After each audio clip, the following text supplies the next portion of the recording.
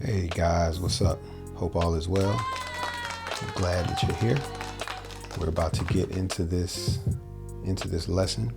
All right, so this is basically using a triad with different bass notes, preferably bass notes within the key that the triad is in. Okay, maybe except one note, but we're going to experiment with some. So let's get into that. All right, so we're going to use C major in the key of C major. We know that the C major chord is actually in other keys as well. Keys such as like G, it's like the 4 of a G within the key of G, and certain other ones. Okay, so let's get into this. All right, so C major. So we got that. All right, here is the scale. Now I wanted to make sure that we recap on the several different ways to play the same scale. Excuse me. So C major scale. So we got that. We also have the, you can spread your fingers out in the symmetrical way on the 3rd, 5th, and 7th fret. That's on the A string. On the D string, still 3rd, 5th, and 7th. And then on the G string, it's the 4th and 5th fret. So it looks like this.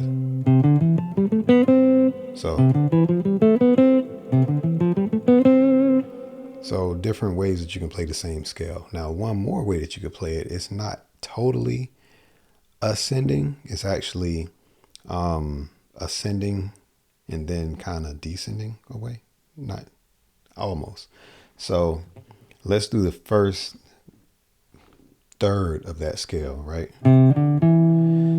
3rd fret, 5th fret, 7th fret on the A string. But let's hit this 8th fret on the A string as well.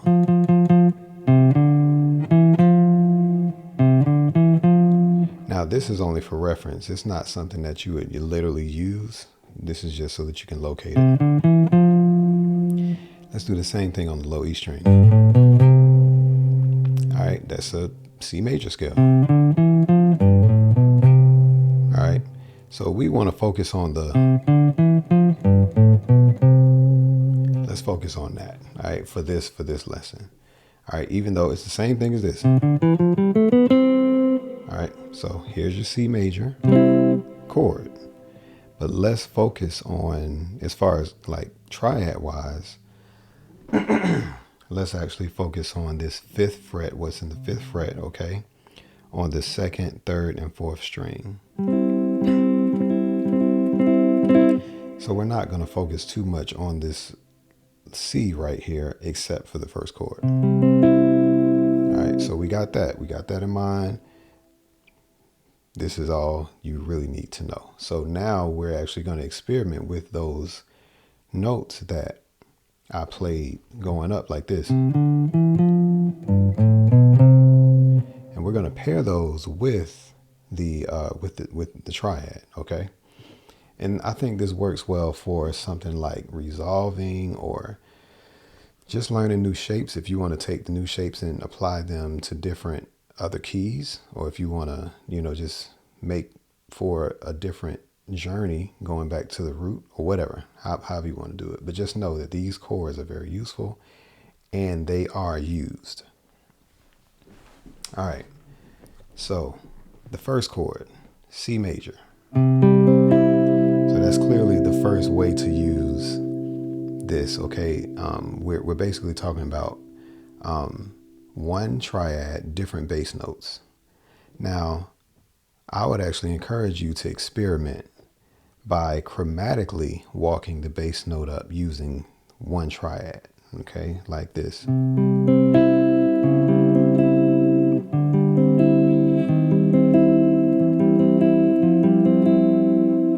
Just keep the triad in the same place right now.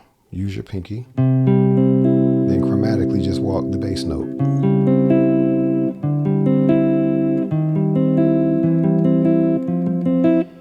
It'll open your mind up a little bit, okay?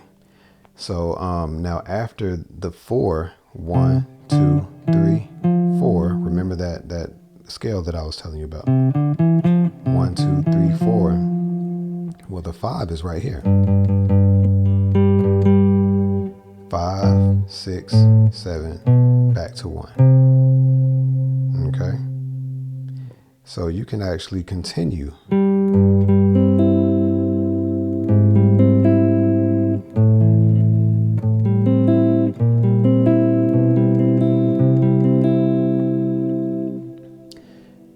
It's an exercise, but these are still actually very useful chords. Okay.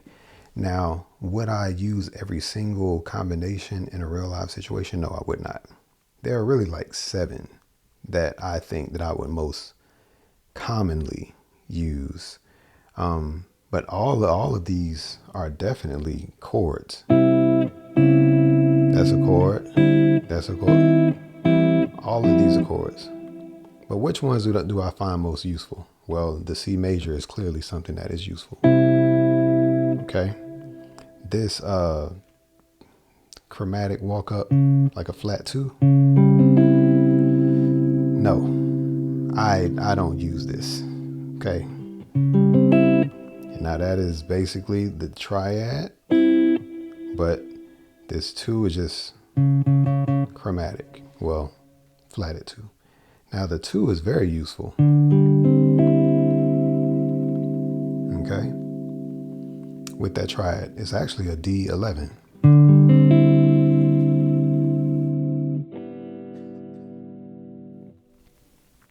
So I use that all the time. What about the flat 3? I like it, but not with this triad. Maybe if it was with a C major 7. I don't like that either. But yeah. What about the 3? I like that. Now this is really like an inverted in a way. It has the 3, as the bass note on that triad. But that note is right there.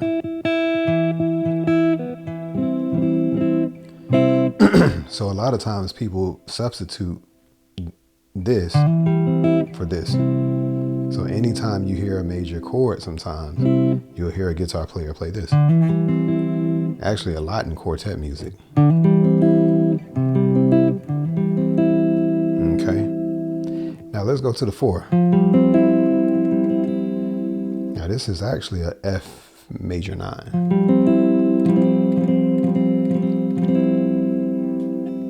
So here's the triad. The same 2, 3, 4, 2, 2nd string, 3rd string, 4th string on the 5th fret. I'm just using that 4th note on the scale.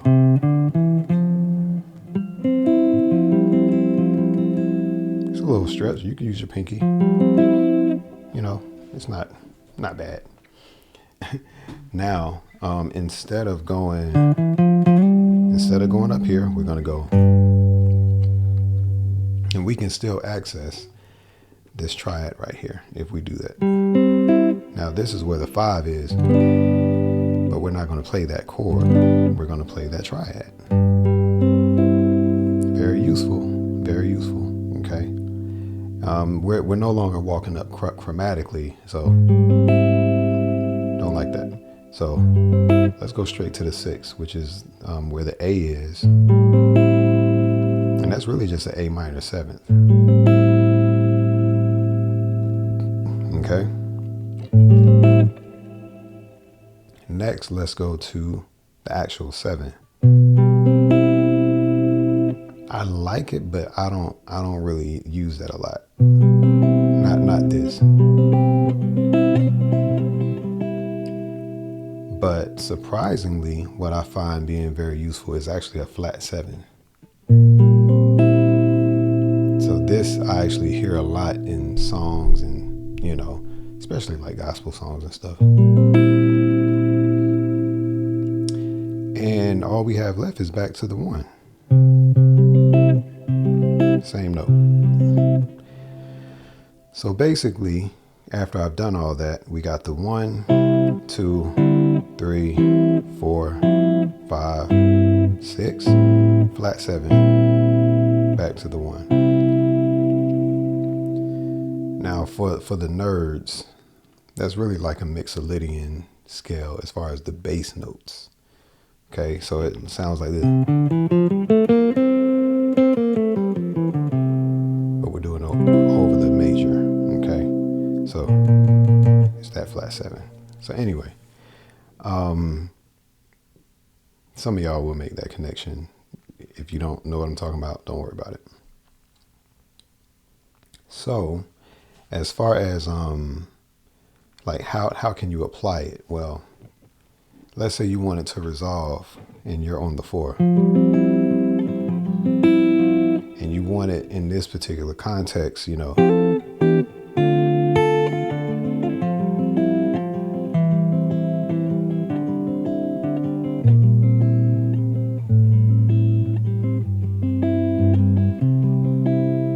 Just a way to resolve. I mean, that's one way that you can look at it, okay?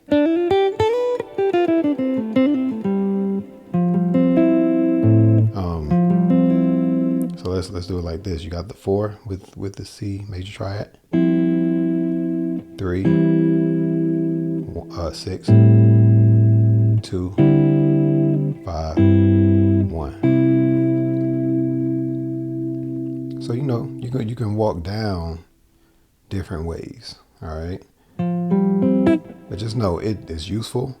These same shapes you can actually move around the actual shapes that you learn here. Okay, so you know we know the C major and the C major over E, which is that 3. Well, you could use that shape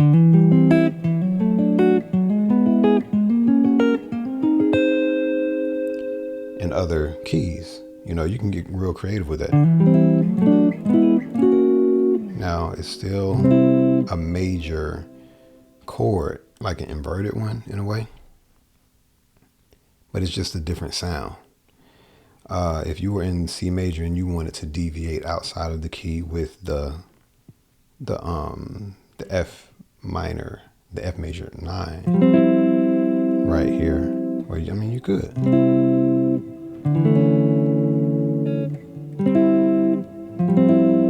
You know, it's like a cool little, you know, chord.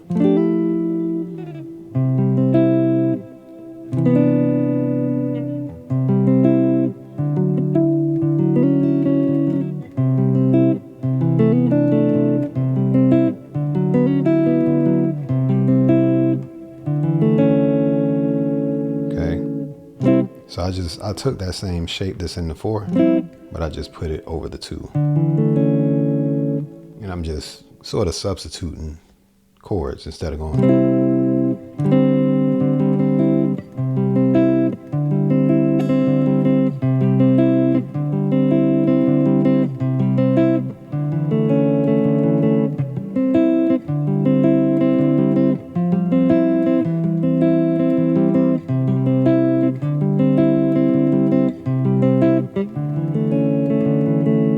That's all I did.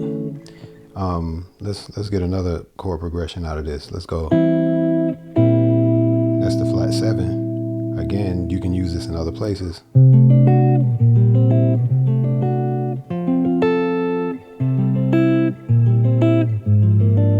You know, of course, you got to make sense of the journey. You know, I'm just basically saying that take note of the actual shape.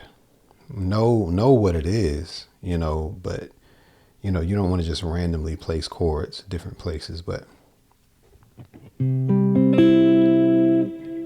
you wanted to add a little melody to it, you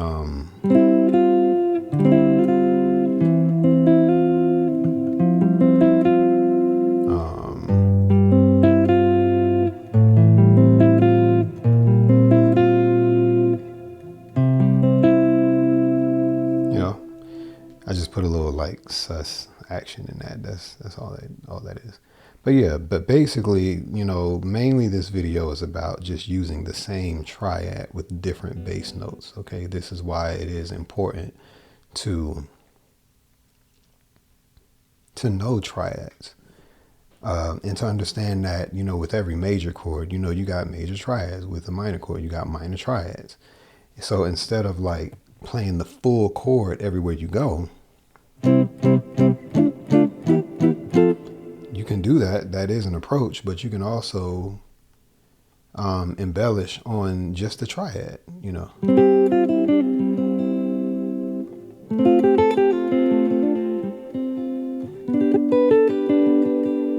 Just those three notes.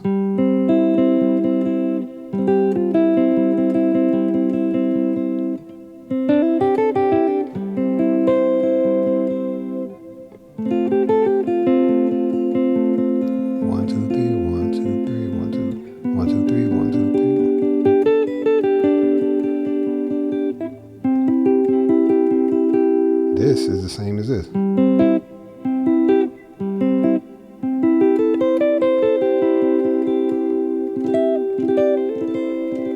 All right. So, you know, just a little something I wanted to share. You know, I can definitely talk more about it if you're curious, but you know, for those of you who know your way around, I mean, at least the major scale, you should be able to pick up what I actually just, you know, mentioned, what I shared and everything. But I mean, that's pretty much it. You know, sometimes we want to just experiment. You know, it's not always about theory all the time. It's about like what's in front of me, what can I play with and discover, you know. So sometimes that's what it's really about is discovery. You know, we can take those different patterns and we can apply them in different places. We can overlap them, and if it sounds good, go with it, you know. So that's pretty much all I'm going to share on this particular time. For those of you who actually, you know, you have questions, leave your questions in the comments. I hope that I've been responsive, and let me see if I have anything else. I will say that this is one of the reasons that it's important to know the major scale, so that it's not new information every time a video comes up and you have something where you can reference the scale and you know how to find the notes within the key a lot easier. Okay, so that is very important. You don't want to just be moving around and playing every single thing by ear. You can eliminate finding stuff by ear if you know that, at least know the key that the song is in, and you apply the major scale and sometimes minor scale to whatever key you're in, and you'll be able to find the chords a lot faster. Okay, you can sometimes tonally, you can hear where it's going, and then you can find it way better, you know, because all the intervals are usually the same. Sometimes songs deviate within the chord progression, but you should hear that. Okay, so that is pretty much it. I hope that this was helpful, and I hope that it's useful. Thank you so much for joining me at the Guitar Players Club. Let's give us a round of applause. Let's do that. All right, y'all. Peace. I'll rap with you. All right. Love you.